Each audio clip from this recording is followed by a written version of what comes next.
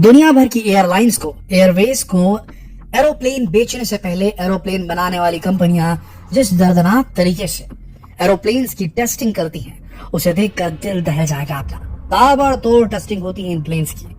जब कोई नया खिलाड़ी उतरता है ग्राउंड पर तो सबसे पहले उसका फिटनेस टेस्ट लिया जाता है कि नहीं।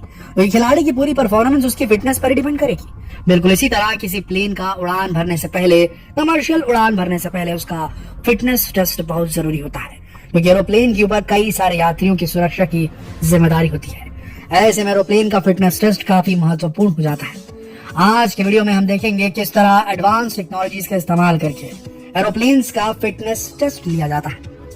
हवाई जहाज आज के जमाने की सबसे एडवांस्ड मशीनरी है और बदलते समय के साथ इनमें इस्तेमाल की जाने के लिए टेक्नोलॉजी और भी ज्यादा कॉम्प्लेक्स और एडवांस होती जा रही है। इसीलिए मिलिट्री एयरक्राफ्ट हो या फिर सिविलियन मैन्युफैक्चरर, सभी कंपनियां एयरक्राफ्ट टेस्टिंग के लिए कई तरह के मेथड अप्लाई करती हैं, जिसके तहत एरोप्लेन के हर पार्ट की अलग अलग टेस्टिंग की जाती है और उसके बाद पूरे सिस्टम की भी टेस्टिंग की जाती है। इसके बाद ये एरोप्लेन को असेंबल किया जाता है। ये सारा काम तो फैक्ट्री के अंदर ही कर लिया जाता है। इसके बाद ही एरोप्लेन को असेंबल किया जाता है। इसके बाद टेस्टिंग का नया फेज शुरू होता है, जहां प्लेन का फ्रिक्शन टेस्ट, स्ट्रेस टेस्ट किया जाता है। इसके लिए एरोप्लेन को एक्सट्रीम कंडीशन में टेक ऑफ करवाया जाता है। जैसे कि बोइंग 747 की टेस्टिंग के लिए उसे 200 मील प्रति घंटे की स्पीड से टेक ऑफ करवाने की कोशिश की जाती है। साथ ये भी चेक किया जाता है कि अपनी पेलोड की कैपेसिटी को प्लेन सही साबित कर पाएगा या नहीं। इसके लिए इसमें 97,500 पाउंड का वजन भी रखा जाता है और अगर थोड़ी से भी ब्रेक लगाने पर प्लेन का बैलेंस गड़बड़ाने लगता है तो इसका मतलब है कि प्लेन अभी उड़ान भरने के लिए तैयार नहीं है। कई बार देखा जाता है कि प्लेन के पहिए बहुत ज्यादा गर्म हो जाते हैं। इसके अलावा कई बार तो प्लेन का इंजन भी चालू नहीं हो पाता, इसलिए प्लेन की टेस्टिंग काफी ज्यादा जरूरी होती है। वैसे इस तरह की सिचुएशन से बचने के लिए प्लेन में पहले से ही इंतजाम किए गए होते हैं। जैसे कि टायर ज्यादा गर्म हो जाए तो इस सिचुएशन से बचने के लिए उनमें पहले से ही फ्यूज प्लग लगे होते हैं, क्योंकि पायलट को पहले से ही संकेत दे देते हैं और टायर के ब्लास्ट होने से पहले ही वो खुद को बचा सकता है। इसके अलावा प्लेन के लिए एक और टेस्ट बहुत जरूरी होता है, जिसे VMU या वेलोसिटी मिनिमम अनस्टिक टेस्ट कहा जाता है। ये टेस्ट ये पता करने के लिए किया जाता है कि किस मिनिमम स्पीड पर कोई प्लेन टेक ऑफ कर पाएगा। इस टेस्ट को करने के लिए टेस्टिंग टीम एयरक्राफ्ट की नोज को जितना ऊपर हो सके उतना ऊपर उठाते हैं और यहाँ इस बात का ध्यान रखा जाता है कि एरोप्लेन की टेल जमीन से टच ना हो। इसका रिजल्ट ये होता है कि एरोप्लेन के विंग्स के ऊपर से और नीचे से निकलने वाली हवा की वजह से प्लेन की स्पीड बढ़ती चली जाती है।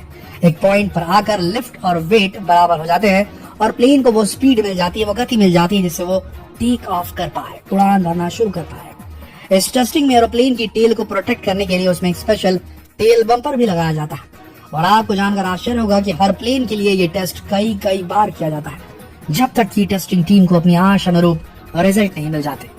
दुनिया की एक बड़ी एयरक्राफ्ट मैन्युफैक्चरिंग कंपनी एयरबस अपने एरोप्लेन की टेस्टिंग के लिए कई एडवांस टेस्टिंग मेथड का यूज करती है, जिससे कि वो अपने प्लेन के हर पार्ट की वैलिडिटी को चेक कर सके। वैलिडिटी चेक करना बहुत जरूरी होता है। इन टेस्ट में से एक टेस्ट है वाटर इंजेक्शन टेस्ट। अक्सर कमर्शियल प्लेन्स कई तरह के मौसम में काम करना पड़ता है। कई बार इन्हें भारी तूफान और आंधी और तेज बारिश के बीच से गुजरना पड़ता है। ऐसे में चेक करना काफी जरूरी होता है कि क्या एरोप्लेन इस तरह के मौसम में सर्वाइव कर पाएगा नहीं, उसके इंजन काम करेंगे कि नहीं। इसके लिए टेस्ट बहुत जरूरी होता है। इस टेस्ट को करने से पहले प्लेन के ऊपर 800 गैलन प्रति मिनट की दर से पानी फेंका जाता है। अगर प्लेन इस टेस्ट को पास कर लेता है तो इसका मतलब है कि प्लेन मौसम की एक्सट्रीम कंडीशन में भी आसानी से उड़ान भरने के लिए तैयार है। इसके साथ ही ये भी टेस्ट किया जाता है कि क्या प्लेन पानी से भरे सरफेस पर लैंडिंग और टेक ऑफ कर पाएगा नहीं। इसके लिए पानी से भरे रनवे पर भी प्लेन का टेस्ट किया जाता है और ये देखा जाता है कहीं पानी प्लेन के इंजन में जाकर उसे जाम तो नहीं कर दे रहा है। एरोप्लेन को अक्सर कई तरह की एक्सट्रीम वेदर कंडीशंस में ट्रैवल करना पड़ता है, इसीलिए एरोप्लेन को हर तरह की वेदर कंडीशंस के लिए चेक भी किया जाता है। इसी तरह के एक चेक के लिए एयरबस अपने प्लेन को -28 डिग्री सेल्सियस के टेम्परेचर में भी टेस्ट करके देखता है और इतने कम तापमान में प्लेन के सभी पार्ट्स की टेस्टिंग काफी अच्छी तरह से हो जाती है।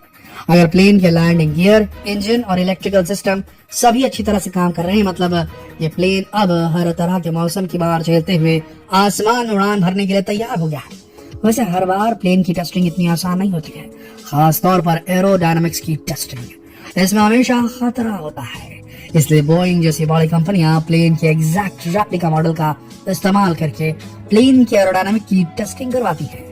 इन मॉडल्स की मदद से प्लेन के ऊपर हर तरह का टेस्ट करके उसके सबसे सही रिजल्ट प्राप्त किए जा सकते हैं। तो इस तरह की टेस्टिंग में खतरा भी नहीं होता, लेकिन इसके बावजूद भी जब तक प्लेन को रियल एटमॉस्फेयर में टेस्ट नहीं किया जाए तब तक टेस्टिंग टीम सैटिस्फाई नहीं हो पाती। खास तौर से बात जब मिलिट्री एयरक्राफ्ट की हो तब तो ये टेस्टिंग और भी खास हो जाती है। इसके लिए विंड टनल तकनीक का इस्तेमाल किया जाता है। यहाँ 3 अलग अलग विंड टनल होते हैं, जिनमें से एक मैक 0.5 से 1.6, दूसरा मैक 1.5 से 4.75 और तीसरा मैक 0.05 से 2.5 कैपेसिटी का होता है। इस टेस्टिंग के लिए दुनिया की सबसे एडवांस मशीन्स का इस्तेमाल किया जाता है। बोइंग इस तरह की टेस्टिंग के लिए एयरक्राफ्ट के एग्जैक्ट मॉडल का इस्तेमाल करती है और प्लेन के अंदर और बाहरी हाईली सेंसिटिव सेंसर लगाए जाते हैं ताकि एकदम सही और एक्यूरेट रिजल्ट मिल सके। यहाँ प्लेन को लगभग हर तरह की एक्सट्रीम वेदर कंडीशन के लिए टेस्ट किया जाता है।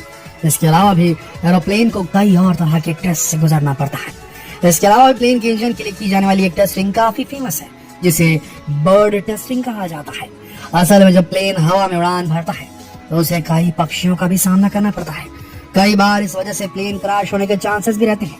इसलिए प्लेन के इंजन को चालू करके उसके ऊपर मरे हुए पक्षियों को फेंका जाता है ताकि ये देखा जा सके कि इस तरह की कंडीशन अगर कभी हो गई, इस तरह की सिचुएशन अगर कहीं आ गई तो पक्षियों की डेड बॉडी या पक्षियों का घुसने से इंजन के अंदर कहीं इंजन ठप तो नहीं पड़ जा रहा है। इसके अलावा प्लेन की विंडशील्ड पर भी तेज स्पीड से पक्षियों को फेंका जाता है और ये देखा जाता है कहीं इस तरह से पक्षियों के टकराने से विंडशील्ड टूट तो नहीं रही है। दोस्तों, आप फैक्ट्री में या आर्टिफिशियल कंडीशंस में किसी प्लेन की कितनी भी टेस्टिंग कर ले, लेकिन जब प्लेन ऊंचाई पर उड़ान भर रहा होता है ना, उस समय वो किस तरह से अपने सामने आने वाली कंडीशन से निपटेगा ये कहना एकदम अनडिसाइसिव होता है, मुश्किल होता है, कोई नहीं कह सकता, अनप्रिडिक्टेबल होता है। इसलिए प्लेन को उसकी सही ऑल्टीट्यूड तक उड़ाकर कई बार टेस्ट किया जाता है ताकि पायलट और यात्रियों की सुरक्षा सुनिश्चित की जा सके। दोस्तों, तो देखा आपने कि एक प्लेन को हवा में उड़ान भरने से पहले कितने सारे टेस्ट करने पड़ते हैं।